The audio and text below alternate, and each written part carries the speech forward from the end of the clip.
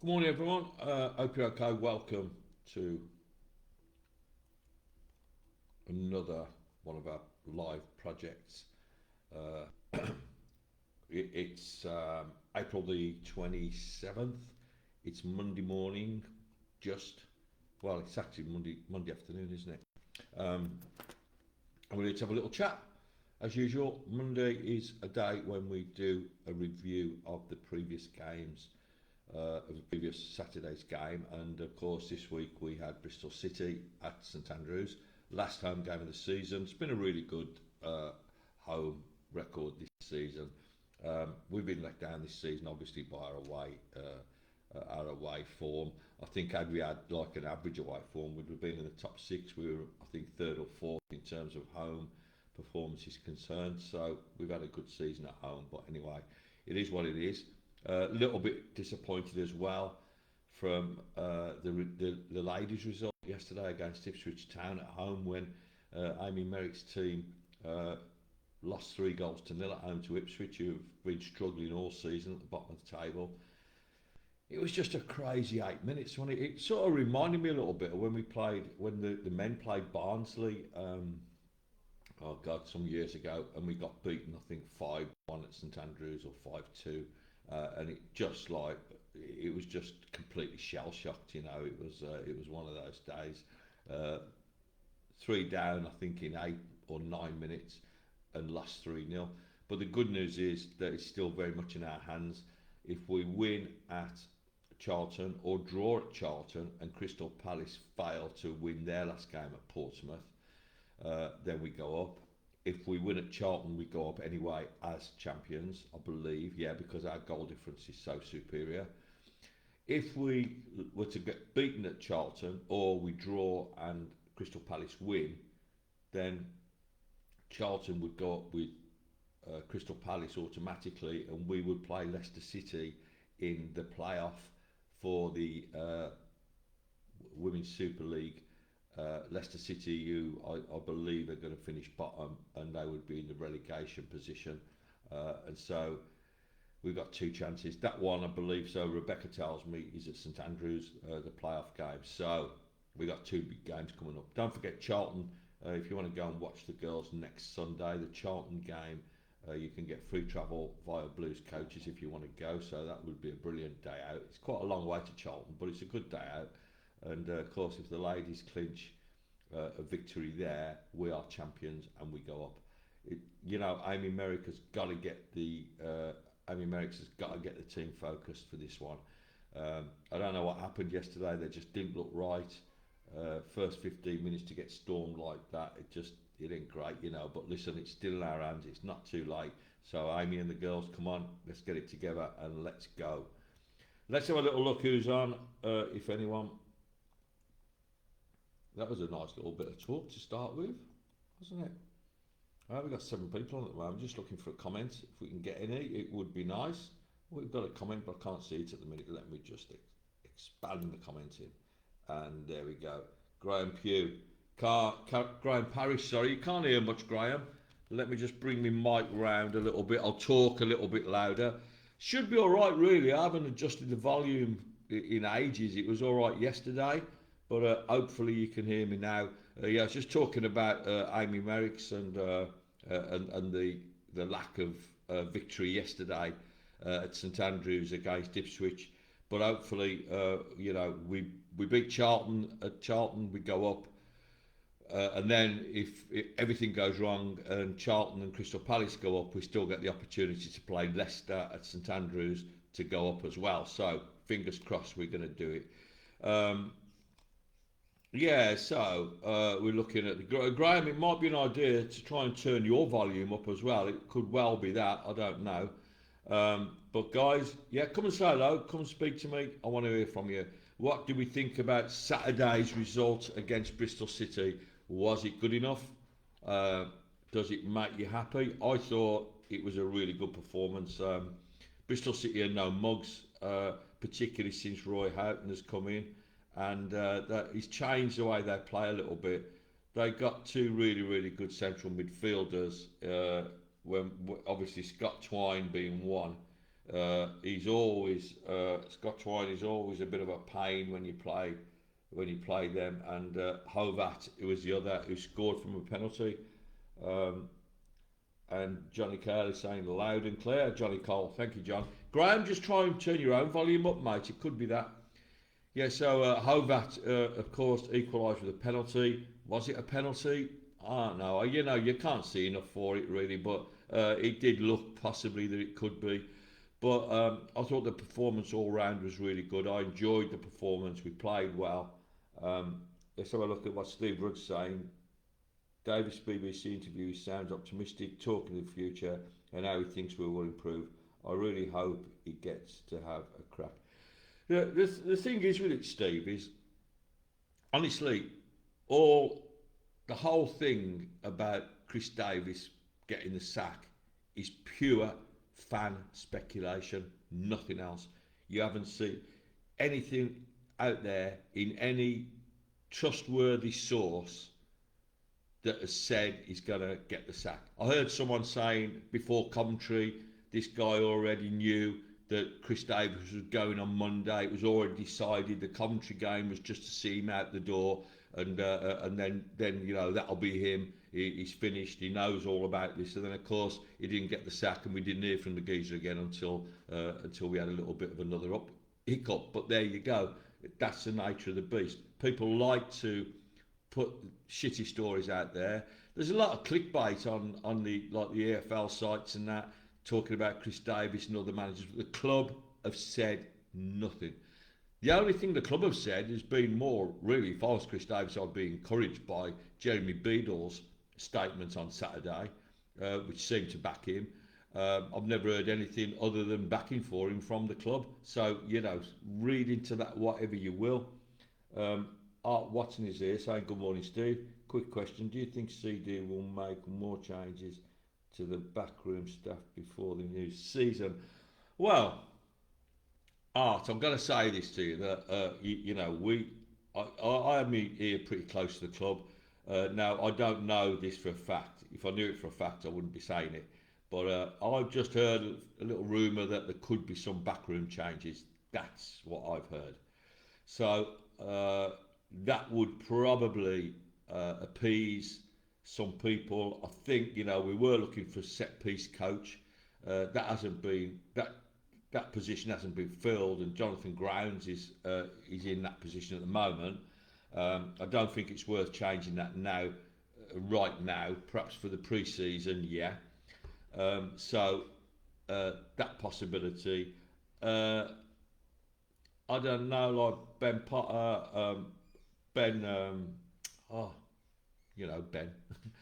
He may or may not be looking for work elsewhere. There's a lot of speculation around about backroom staff, but again, it's only speculation, and that's sort of from people close to the club, but not by any means a club statement or a definite. No one really knows. So we'll see what happens there. But I get the feeling Chris Davis is going to stay. Just from judging the Knighthead stand on it, it's been very, very quiet. The statement by Jeremy Dale on Saturday was explaining that these things take time. So, like I said, if I was Chris Davis, I would be feeling a little bit more confident than I probably was on Friday night. That having been said, nothing has come out of the club. It's pure speculation. You know what happens with these things as well. The people that I always say this, and it's true. The reason, like, our numbers go up all the time in our club, in our group, is because we are like the silent minority. Really, it's only really the ones with big mouths that shoot it all off. You know, I could go into one or two groups that I know now, and every week there's really, really anti-club, anti-Chris Davis, anti-anything Blues, from supposed Blue supporters who always, it's the same 7 or 8 people. So even in the groups that have got, you know, a lot of complaining going on, it's still only a minority. In our group, of course, if anybody makes those sort of stances and says some of the awful things that were said on Saturday after Jeremy Dale's statements, I've got to be honest, I emailed Jeremy Dale afterwards and just said, listen, as far as I'm concerned, you've done a great job. You know, he knows what social media is like. He doesn't need me to tell him. But you just feel sorry for people when they, when you know, an honest, nice statement is put out by the chief executive, who, and it seems that people don't even know about this. I was talking to someone the other week who was slating Jeremy Dale, putting laughing emojis, you know, when I said what a good job he's done, and saying, you know, Jeremy Dale, who has to report back every morning to Nighthead, you know, he's just, you know, just a bit of a newcomer to fill in for Gary Cook. Knows nothing about Jeremy Dale, does he? Jeremy Dale was massively instrumental in the takeover of Nighthead. He introduced the Americans to the club. People like him and Tony Routley and Keith and Dave Taylor, you know, they were massively instrumental in the removal of the Chinese. And, you know, listen, I know these guys, they don't want any recognition for it. They did it for the club. And exactly the same with Jeremy Dale. He doesn't need to stand there and say, look what I've done, because we know what he's done, unless you're just an idiot and you don't know, and you're just giving it all that because you don't even know who the man is. So, you know, have a little bit of respect. And if you want to make, you know, make shitty comments or put laughing emojis, I always like anyone that puts a laughing emoji in response to a comment is just an idiot, you know, because they have no way of responding. A lot of these people can't string 2 or 3 words together.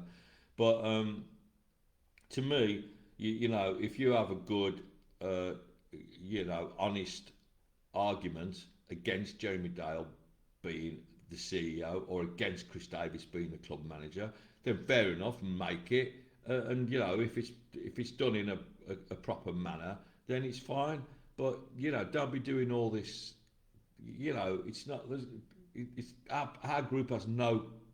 You have no place in our group if that's what you like. You know, and you know that already. People know that. I'm talking to the. I'm preaching to the converted here because I know you guys.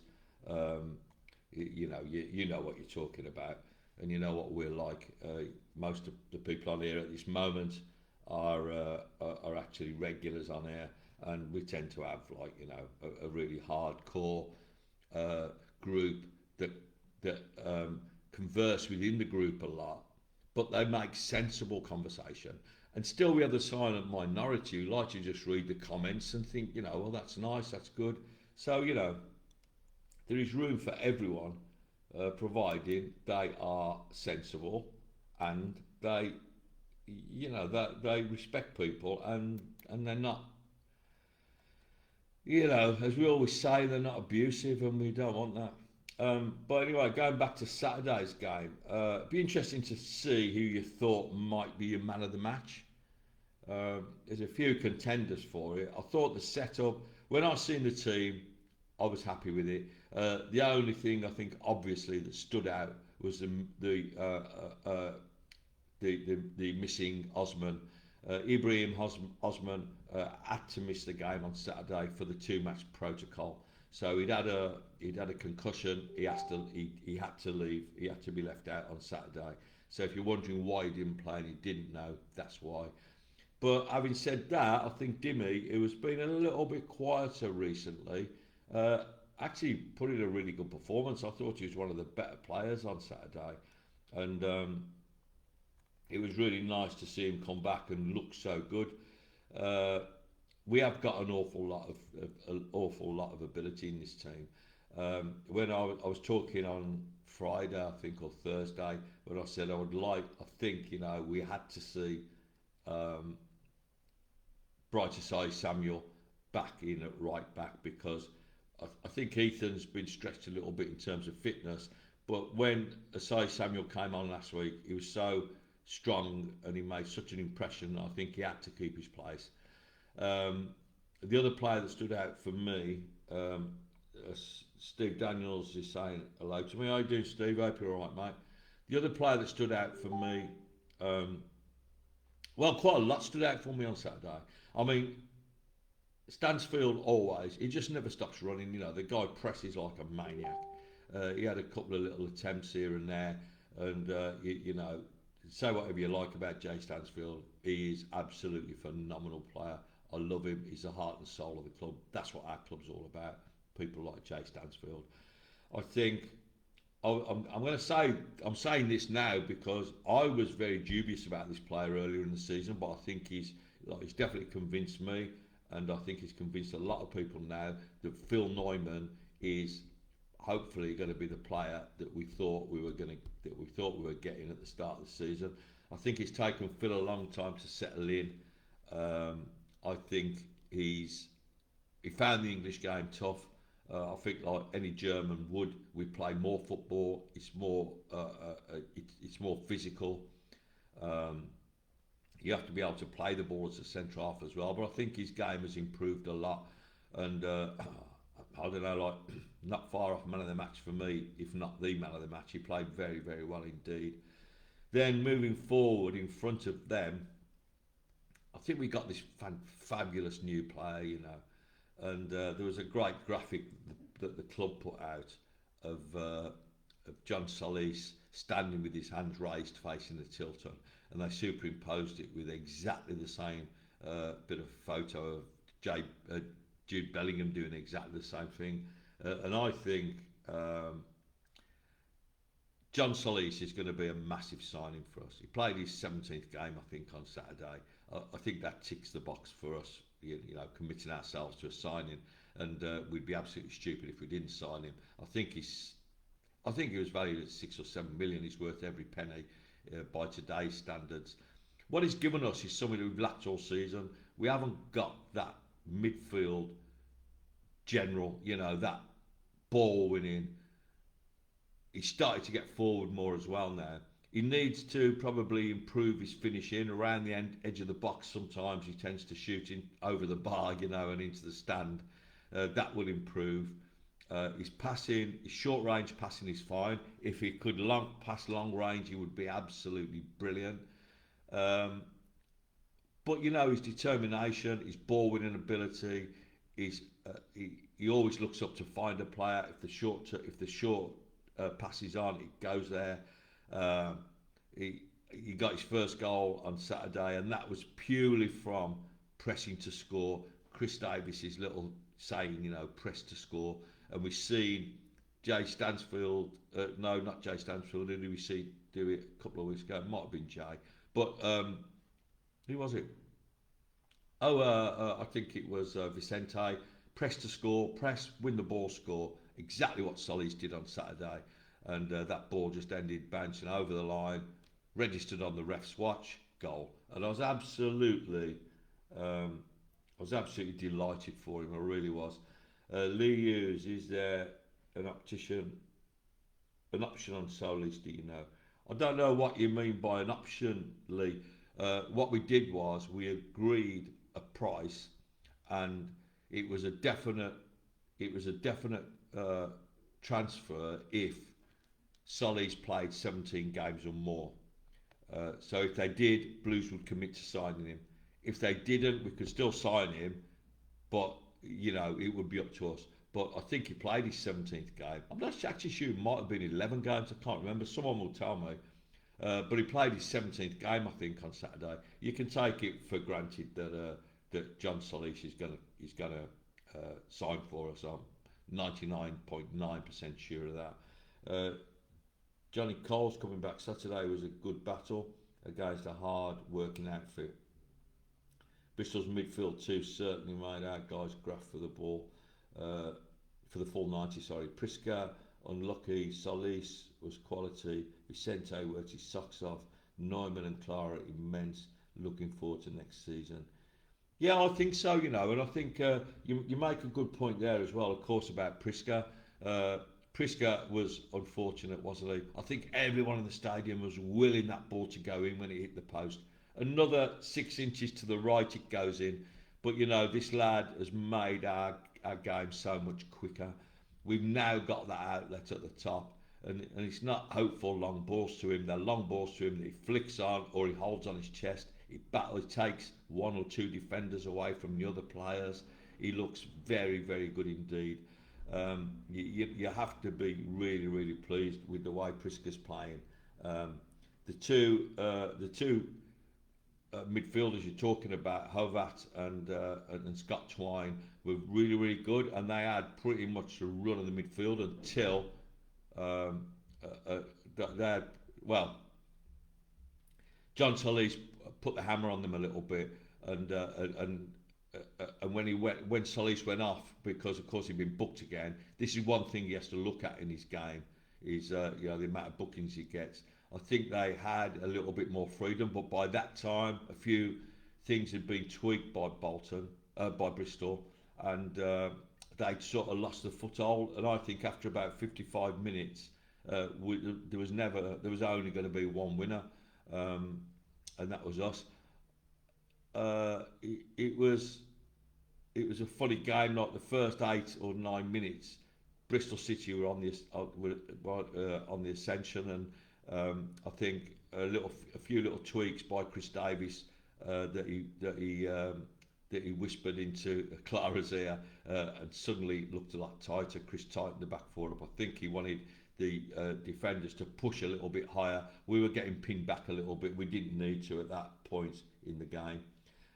Steve Ruddy said, "Do you think United will have promotion as a target next season? We are now year 3 into this 5-year plan." I don't. I think it's always a target for them to do that, but he's never said that. Everyone's going, "Oh, he said he was going up this season." He didn't. He said every team in the Championship wants to get promoted. Of course they do, and it will be a target to get promoted. We'll have another year. We'll have had a year of Championship under our belt, but it's pure speculation. I don't know what's going to happen, but I'm sure we're going to find out soon. Steve Dan is saying, question Steve, honest opinion on our forwards next season. We are looking to automatic playoff. Well, we're looking to go up, I would hope. Is this forward line of Priska and Stanner going to fire as, or do we need another big striker signing? Experienced one, maybe that they can learn off. Remember, we had Kevin Phillips when they went up to the Premiership, for example. Personally, I love our two up front at the moment, and I think Stansfield and Priska are the future of Blues up top. I don't think it would hurt for us to sign an experienced striker who can fill in when required or be brought into the team when needed. I don't think it's an absolute. It depends who stays as well, of course. I'm pretty sure Kyogo's going to be going. Marvin Dux, I think, probably has played his last game for the Blues. I may be wrong, but Blues can walk away from his contract if they want. So I don't know what they would do. What would you do? I don't know. But of course, remember Kevin Phillips. He is a different regime now, and we look differently at things. But I don't think an experienced centre forward would go amiss. Just watching Priska and Stansfield, though, they're absolutely brilliant. And I mean, they're pressing for the ball. Their pressing from the front is absolutely brilliant. Pete Allen saying the sideways and backwards bandwagon has run its course, but still the anti-Davis brigade won't let it drop. Now we have a physical presence up front. We are missing out. We are mixing our game up. Absolutely, Pete. And I think I was saying it just before you came on, actually, that there's this minority of supporters that continually barrack the manager. Now, we heard like a Super Chrissy Davies chant on Saturday. He had his children with him, and it was a nice day, really, wasn't it? But I did hear that a lot of fans are disappointed that the players didn't go over to the Arthur stand, but I don't know. I can't comment on it. But Chris Davies, this thing that Pete's talking about, this backwards and sideways and backwards thing. I mean, so if you are someone that says we shouldn't play sideways and backwards, what you're saying is we're going to play a long ball game, just like Wrexham. We're going to hit it long, miss the midfield out, and aim for a couple of big players up front. Not for me. I don't make the decisions, but I absolutely would be against everything. That is absolutely against everything that Tom Wagner has said We will never play that style of football with Wagner at the helm. That's my opinion. Lee saying, "Hi Steve, good win, mate. Happy days." Yeah, it makes you feel happy on Saturday night, doesn't it? And just when you're feeling happy, the ladies come along and bomb you out on Sunday. But we got 2 more days for the ladies to get into the WSL. Both of our teams are looking, to be in that Premier League, the ladies and the men's, as soon as possible. Obviously, that's what everyone wants, but we just don't really know, do we? And I don't know if Tom Wagner. No, you can't speculate. You possibly can't speculate because if we come out next season and we lose the first 10 games, you can pretty much say Chris Davis has gone. If we come out and win the first 10 games, then when Pete's saying there, he doesn't think that group of people will ever stop criticising Chris Davis. I would disagree because I think the longer it goes on, that we start playing well, getting results, turning things around, moving up the table next season, hopefully, then people will change the view again. They do it all the time. You see it with players all the time, don't you? You know, everyone hates him and then everyone loves him. Everyone loves him and then everyone hates him. It's that thing we have to have, a scapegoat of some sort. The Beadle knockers have stopped a little bit over the weeks. I've got a funny feeling that James Beadle will be moving on at the end of this season, and we will be looking for probably. I've said a few times that I'd like to see like a John Ruddy type goalkeeper who's big, commands his area, can play the ball out, and has a lot of championship experience. I think that would be good for us. I don't know what the exactly what the arrangement with James Beadle is, whether we can sign him or not, because it would obviously be a very good signing. He's an international goalkeeper, and but that all depends on how the recruitment team look at it and who they decide they need. There's a lot of speculation about who we should.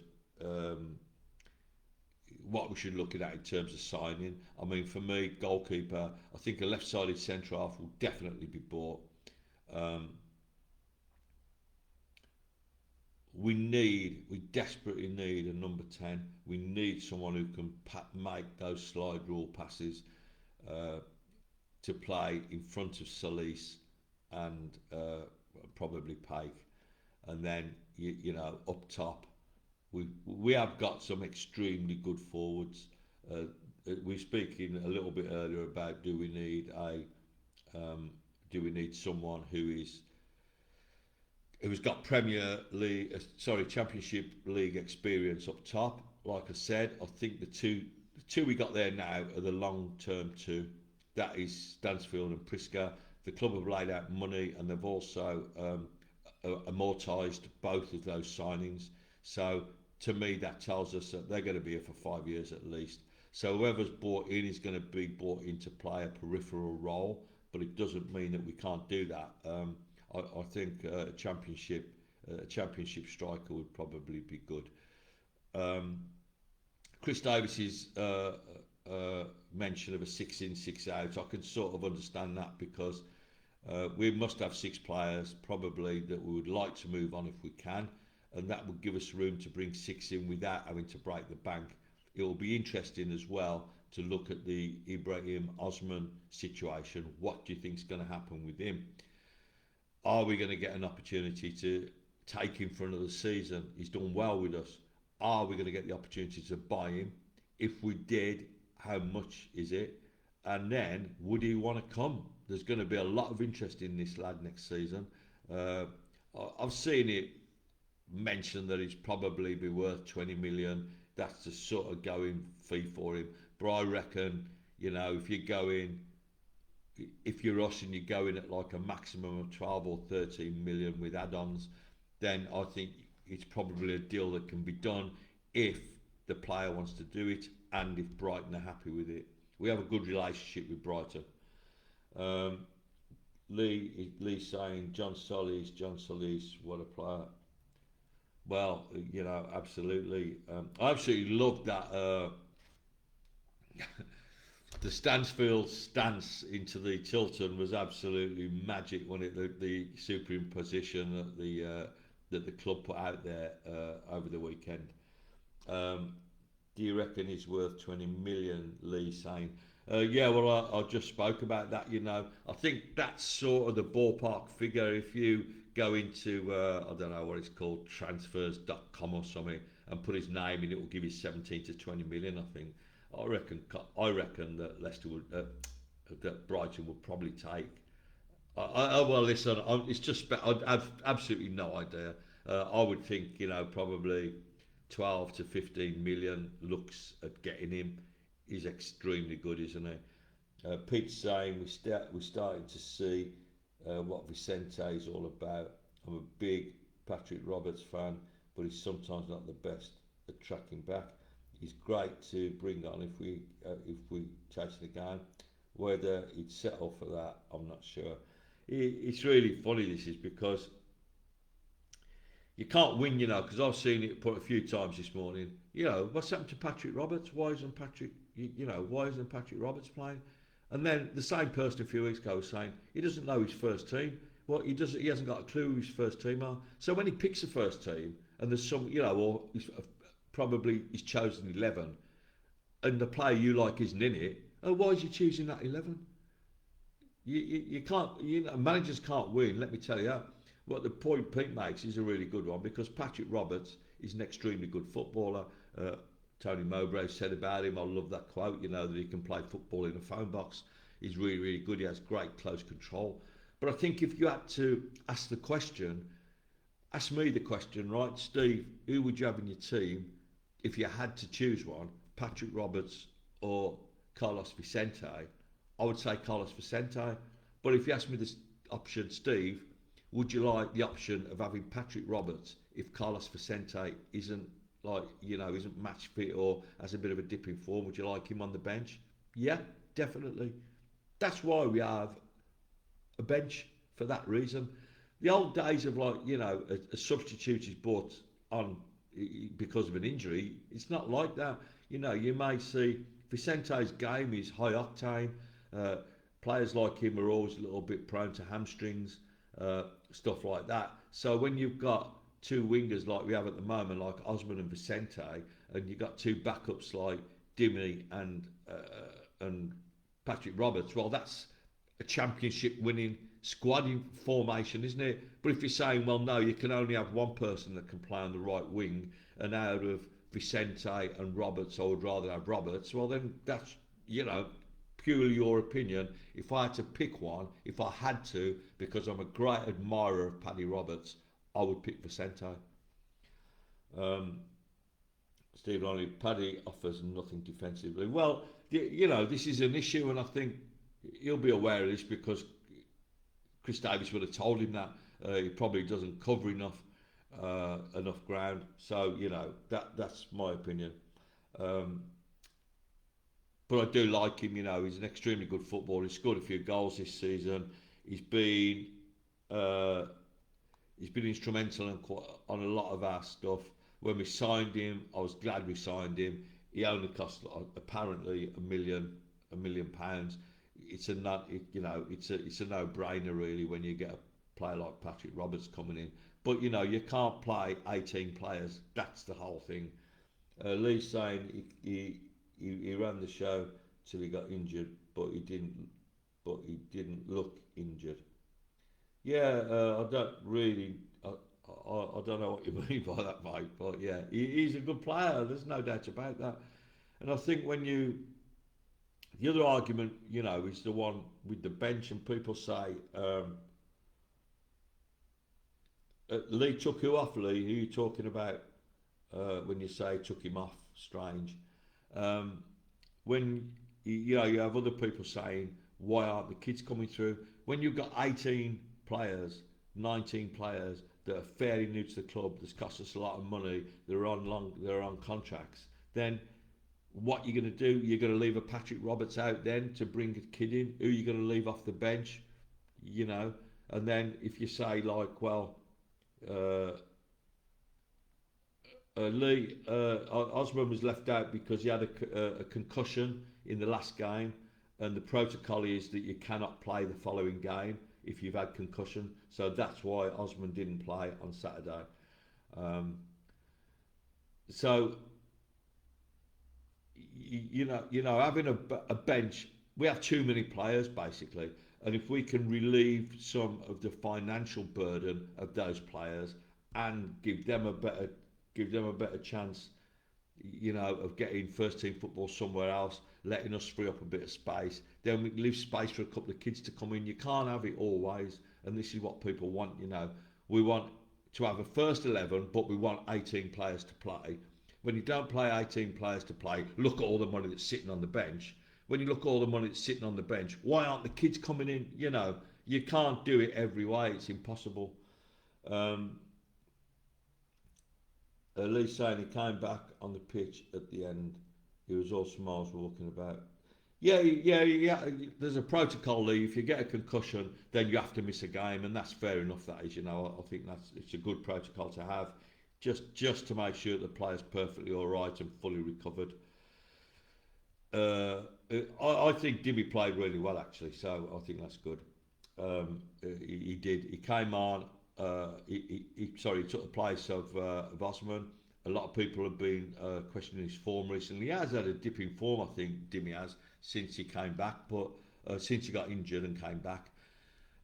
He had a couple of nice little goes at goal. He's got that lovely ability to drift across and just hit it. His free kick was extremely close. Um, this is an absolute quality championship player, isn't it? And we have got some extremely good players when you look at the squad that we've got. The It'll be interesting to see what happens with Osman and Laird. I don't think Lairdo has actually been um, fully fit. He's come back and played. I don't think he's been fully fit. When you have the kind of calf injury that he had, calves are hard to repair. Any muscle in the back of the leg like that is a difficult muscle to repair. Hamstring and calf, Achilles, all those. Well, the Achilles is a tendon, not a muscle, but you know what I mean. It's difficult. They are difficult injuries, and when you come back from them, you can be a little bit gingerish about, you don't want to push them too much. And I think Lairdo hasn't looked quite the same in the 2 or 3 games he's played. Uh, and John Solis is a bit of a mercurial player, isn't he? Sometimes he looks absolutely magnificent. Another time he doesn't seem. He just had that funny spell in the middle of the season, I think. Going to the African nations, I think, has done him a world of good. Lee's going back and saying people forget it's been a long season, mate. Players twice in a week takes it out of you. Well, that's exactly the point and why we want to have a big squad, Lee, so that we can do that. It's a good point that you make.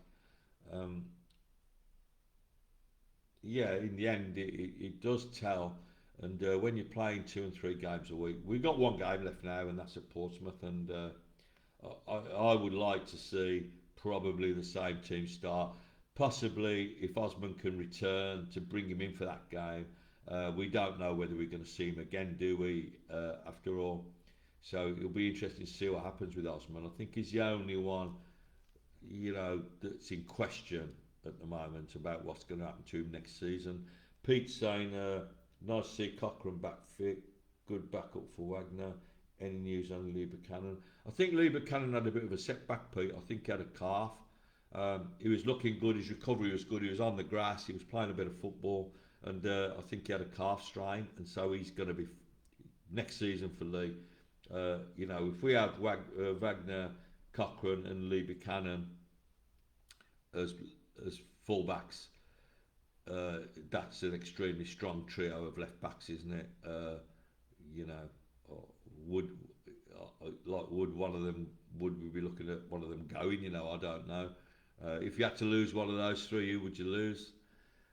Dave Pegg is saying, I know that Sully's he's a battler, which is what we want, but I would like to see less bookings. The problem is about what you're saying there, Dave. Obviously, he doesn't want to get booked. Um, Players in that position always get a lot of bookings, and in a way, it's a measure of like how involved they are. And I know that sounds crazy. He's had to go off for the last 2 games at half time because he's been booked, and I think Chris Davies probably recognises in him that he's not ready yet to be able to control himself that well before booking, so he doesn't get a second booking. He did come out for the second half, and which he didn't the week before, and I think he controlled himself quite well, stayed on his feet, and he was looking fairly sensible. But then I think Chris Davies thought, what's the point in risking him getting a booking? We look comfortable. Let's bring him off. And I think Tommy Doyle came on, didn't he? Completely different player, of course. Although they play in sort of in the same position. The problem I've had with Tommy Doyle this season is he's looked good on occasions, like against Leeds, he looked really good, and one or two others. But as a DM, which he is, he's not physical enough, and he's not a number 10. He's not a natural number 10. So he's like caught in between a rock and a hard place, really. And I think it's definitely one that's going to be going back. We're not going to be signing Tommy Doyle, but it's been nice having him here, and you can see he's a quality footballer, but he doesn't really fit in with us, I don't think. Lee's saying, don't forget it's his first season in the Championship. Different country doing amazingly, he's only going to get better. Yeah, the thing with Solis is, of course, it's a bit like Carlos Vicente. They're both from La Liga, so you play Premier League in Spain, it's completely different to Premier League in England. It's a bit slower, it's less physical, it's more about skill. And so Solis, in a way, playing in Spain was a little bit wasted because you don't need that aggressive side to your game, not so much as you do in the UK. And I think when he's come over here and he's got some aggression back, I think he's thinking, fucking hell, I'm going to give it you now. And I think he just has to calm himself down a little bit. But I love that about him. He has that. He's got that sort of Jude Bellingham kind of temperament about him, and I love him for that. He's a genuine lad. He's I love him to bits. I think he's been an absolutely great signing, and I think him and Priska. Yeah, I was saying this on our live yesterday. If you look at us through the middle now, with Neumann and Clara, with Solis and with Priska, that spine down the middle is strong, and particularly with Stansfield alongside Priska and with Paik alongside Solis, that is a really, really nice spine to build around. Obviously, the keeper has to be decided yet, but I think that's a great spine for that team. And then when you look at the peripherals, the fullbacks, the wingers, the possible number 10 coming in, I just think it's an exciting time for us. And although it was exciting last season, we didn't really know what the Championship was going to be like, and now we do. Lee's saying, don't forget it's his first season. Read that? Yeah, Pete Allen. I'd like Buchanan to get a 6-month loan to get him some game time. When he's fit, he's a great asset, especially as he can cover centre back as well. I was about to mention that Buchanan can, obviously can play left-sided centre half, which is something that we might be looking at buying. I do think Chris Davies will bring in a left-sided centre half because it's something that he's wanted all season. He was looking for it at Christmas. He couldn't find it. He was, in January. So, I think this is going to be one of the signings that we're going to make is a left-sided centre half. And we got a bit of competition then between the 3 or 4 if Jonathan Panzo stays. Don't know whether he will or not. I don't know. He came in. We needed him when we needed him, and we've got him. Jack Robinson is still there as well. Jack Robinson's a very experienced, good centre half who can fill in. So I think all that looks good.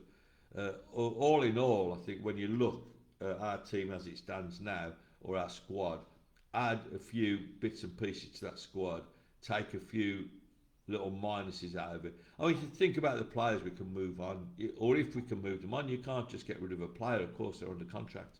So you got players like Kanya, Kyogo, possibly Ducks. I don't know. You tell me. Let me think who else. Well, there's 3. That's a big 3 off the earnings, off the salary. We're going to send back Patrick Roberts. Sorry, we're not. We're going to send back Tommy Doyle, and that's going to bring a fair bit off the wage bill. Uh, do we need? I don't know what's going to happen with the fullback positions. Um, I'm trying to think who else is a bit sort of spare at the moment. If James Beadle goes back, that brings the wage bill down. So it gives us room to manoeuvre. Steve Brody saying happy injuries. I hope the injuries treat us better in 2026. 7. Know how much Tom Brady injury recovery stuff. Do you mean you don't know much about it, Steve? Um, I think he's been working with them, but you can't. It's hard to work with injuries from distance. It really is. You need to be hands-on. Our sports science team is really, really good. You can identify stuff fairly easily these days. The equipment they've got is excellent. We've had a lot of injuries, and every time a club has a lot of injuries, the fans always say, "Oh, is it the way they're training?" Of course, it isn't. The days of running people up and down the Licky Hills are gone. They don't take any risks with these footballers. They are multi-million-pound assets, so they don't take risks with them. Uh, Lee saying Kyogo, wonder if he will go save some money on his wages. Well, I would. For me, Kyogo has to go. If we're going to have a substitute on the bench that's a striker, then let's get this big, championship ready centre forward, and he can be around and playing when we need him. Um, I, it's funny again, how the fans' attitude changes. When Kyogo didn't score for ages, they were like, "Oh my God, he's crap." You've seen the stuff, I've seen it. We've seen it in our group. Um, and then he scores against Sheffield, and he scores a goal in the League Cup, I think it was, when he robbed the ball from pressing and scored. You know, and then suddenly everyone's going, "Well, all he needs is a few games. If you won't play him, he's not going to score." He's fucking played. He's been on loads of times. And the thing is, had he converted 7 of the 10 one-on-ones that he's missed, we would have probably been in the playoffs. So, look at it from that point of view. I don't know. And I'm not laying the blame of us not being in the playoffs at the feet of Kyogo. But just think about the question, when you ask a question, is what do you think? Should we keep Kyogo? Well, if we can move him on, no, we shouldn't keep him. If we can't move him on, then we have to keep him. We have no choice unless we do a deal with him. Listen, we'll give you this money, off you go. So, yeah, if we can move him on, of course we have to move him on. He hasn't had a successful season. He's been awful, really. As much as we like him, as a little person, he hasn't been brilliant. Lee saying, "Spot on, Steve." Thank you, mate. Um, you know how it is. Lee's coming back, hitting nail on the head. Kyogo never liked him, to be honest. Listen, I loved him. I've said to you loads of times before, I'd love to take him down the park and that, come on, Kyogo, he's a lovely little lad, isn't he? Get him an ice cream. He comes across as being a really nice lad. He's like an Alfie May kind of person, and he's everyone likes him, don't they? But unfortunately, it isn't about everyone liking him. And like Alfie May's another one, all the fact, whenever there's the opportunity, someone will come and go, "We should never have sold Alfie May." Well, have a look what he's doing at Huddersfield. Jesus, we robbed them, man. We literally had the pants down giving them Alfie May. He's on a 2-year contract or 3-year contract at Huddersfield. We offered him a year. He didn't want it. So when we say we shouldn't let him go, he was offered a contract. He didn't want it. Luckily for us, because I don't know. He might have been all right, playing for us. He might have scored goals. Kyogo missed. I don't know. But anyway, he didn't. And he's been awful at Huddersfield. Huddersfield fans are literally saying we had the pants down. And he's not Driver of the Month at Huddersfield. But, well, he wouldn't be, would he? Because he dropped them at the last minute and came to us. And then when he went to them, he was, I don't know what happened to Alfie, but anyway, he had his glory season with us, and that was good. Another one who's nice, is a nice lad and that, but you don't sign players for being nice lads, do you? Yeah, so we go to Portsmouth on Saturday. Is everyone going in fancy dress? If you go in fancy dress, what are you wearing? Um, the old fancy dress last days were brilliant, weren't they? I mean, Crystal Palace is one that will live long in the memory, isn't it? Uh, I've been to Sellers Park loads of times. That was like absolutely someone else, wasn't it? I mean, it was just mayhem that day. I used to have the town crier at the time in Portslade, and oh Jesus, that was an absolute good day out, wasn't it? But we'll see what happens at Portsmouth. Hopefully, it's going to be all. It will all be um, well intentioned, and let's hope we can get behind the team for that last time, and also support the boss, uh, irrespective of what happens with Chris Davies.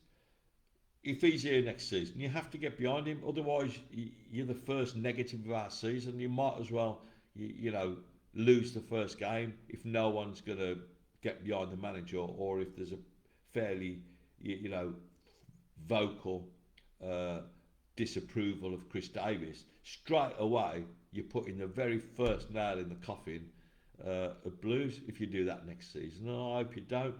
I'm going to support whoever's in charge next season. If Chris goes and we bring someone else in, I'll be supporting them, and then we can all make sensible comments and give sensible opinions of the manager as he is. But we all know Chris Davies. Teams that are successful are usually teams that have had their managers there for a long time. Look at Ipswich, look at Man City, look at Arsenal. All of these teams are teams that have long-term managers. You don't look at Norwich. They've had a mayor, haven't they? Again, manager every 3 weeks. Watford, exactly the same. Look at Chelsea. I mean, Chelsea, absolutely awful. The players won't play for a manager that's brought in. I think I was talking to a Chelsea fan this morning actually, and he was saying and I agree with him. If they took Simeone there from Atletico Madrid, then it would be different because they would look at him and think this is a successful manager who knows what he's talking about. What these millionaire footballers do is they get a young manager in and they don't think he can tell them anything, and it's wrong. Whatever you might think about young managers, if they're given the job and you're a top earning football professional, you should listen and do as you're asked. Liam Rossini is a very, very good tactician. He's a good coach, and I think he's just disrespected at Chelsea. I really do. Dave Pegg is saying this team with Chris Davies and the setup with a few new players will be hard to beat. 96 points. I'm never going to live down the fact that I said I thought Blues would get 96 points this season. Well, we're only like 30 off, but that's only like what? It's only 10 wins. But I was looking at the table yesterday. If we were at Portsmouth, we could end up being 9 points or something behind sixth place, which isn't the end of the world, is it? It'd be interesting to see who goes up, who makes the playoffs. I wholeheartedly hope Wrexham don't. Who is going to come down? West Ham or Spurs? Take your choice. Pat's here saying, how you doing, Pat? Hey, Pat, you're coming over in a few weeks. Sarah's coming the same weekend as you, mate. We've organised it. So we're going to have a bit of a mad week that week, Pat. It's lovely to see you on, mate. Give my love to Flo. Seen a lovely photo of her today. Was it today when she went to see Michael? Brilliant. Absolutely brilliant. Love you both, mate. Lee, we all ready for Spurs home and away, or West Ham? Well, I mean West Ham. We've got a nice little bit of history with West Ham, haven't we? And with Spurs. So I don't know. You know, it's interesting. Pat saying he can't wait. Can't wait to see you, mate. Honestly, I love Pat and Flo and the family, proper people. Lee Harvey saying, true the Hammers. Yeah, we've had some interesting games with West Ham in the past, and not all played on the pitch, unfortunately. But you know, it's how it is in football. How it was in football, not quite so much like that now. It's been a very interesting hour that's gone extremely quickly. I don't even know how many comments we have at the moment, but let's have a little look. We've only got 51, and Lee's on, so how come it's like that? Um, yeah, Pat, I was just saying, I've seen the poster with Flo and Lottie. Lottie looks like she's enjoying herself, mate. She looks absolutely. Lottie's a lovely girl, you know. She used to look after her mum, guys, when her mum wasn't very well. And I don't know if you remember, we did a little thing for Lottie in the group last season, and she's a lovely little girl, absolutely brilliant. We got I forget what we got now. Oh, we got the pendant and that. Proper little blues fan. But yeah. Um, Lee saying, great live, mate. What score are we going for on Saturday? I want to wait until Thursday or Friday to tell you that. I want to have a little think about it. I did actually, if you look at my review on Saturday, I do this little review, preview and review thing. Um, Emma Miller's on. How you doing, Emma Miller, guys, who is our own Jeff Hall's niece, has just popped on to say hello. Lovely to see you, Em. Um, yeah, I do this thing now. It's a new thing that I've done. you know, I do the sports injuries one as well. There's going to be a new one tomorrow. I also do the preview and review, but they're like summaries rather than being like a full-on report. And in my summary of the preview last week, if you have a look at it, my prediction was 2-1, and we did indeed win 2-1, didn't we? So there's a little feather in my cap. Dave Pegg was just going to say 51 comments with Lee on our Facebook, just counting Lee's comments only, jokingly. I don't know, Lee always has a lot to say, you know that. Pat Aslam is saying, yeah, they enjoyed the film of Michael Jackson. I didn't even know what it was about. Yeah, well, I know who Michael Jackson is, but when I seen Michael, I thought, what the hell's that? You know, I had no idea. And then I seen a bit of a poster in the background. I could see like Jacko there, so I thought, that's Michael Jackson. So I have to try and have a watch of that myself, if I can be bothered. I've got more important things to do, like going to sleep. I've had a really busy day today. Last week was quiet for me. I've got wall-to-wall clients this week, rehab, just normal PTs, weight loss, weight management, blah blah blah blah. But it's nice. Emma's saying it's boiling here in Yorkshire today. How hot is it there? Right, I'm going to tell you now. Well, we've got a high UV, and we've got 20 degrees. It's got a little bit cooler than last week. We had 32 in Murcia, which is absolutely brilliant.